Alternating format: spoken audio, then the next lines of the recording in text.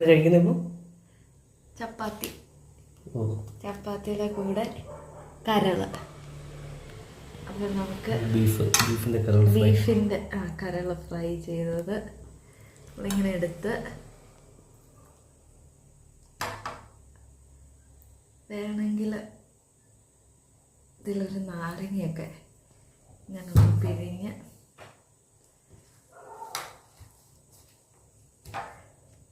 ഇച്ചിരി എടുത്ത്.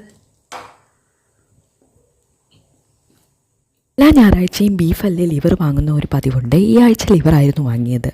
ബീഫായാലും ലിവറായാലും പ്രോസസ്സ് എല്ലാം സെയിം തന്നെയാണല്ലോ.